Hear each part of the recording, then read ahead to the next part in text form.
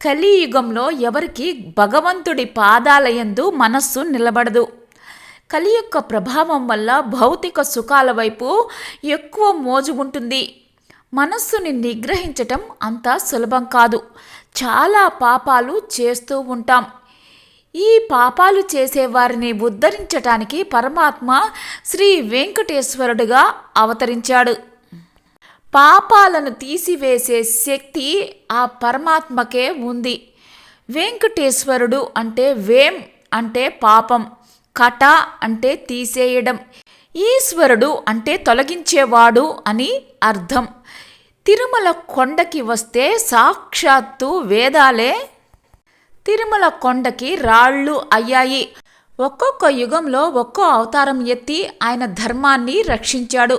కృతయుగంలో నరసింహావతారం, త్రేతాయుగంలో శ్రీరాముడిగా, ద్వాపర యుగంలో శ్రీకృష్ణుడిగా, కలియుగంలో శ్రీ వెంకటేశ్వరుడిగా అవతరించాడు.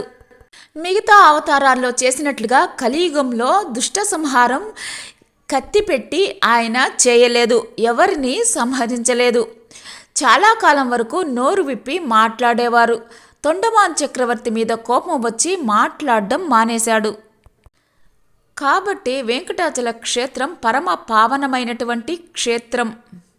తిరుమల కొండకి ఒక్కొక్క యుగంలో ఒక్కో పేరు ఉంది. కృతయుగంలో వృషాచలం అని, త్రేతాయుగంలో అంజనాచలం అని, కలియుగంలో వెంకటాచలం అని పేరు వచ్చింది.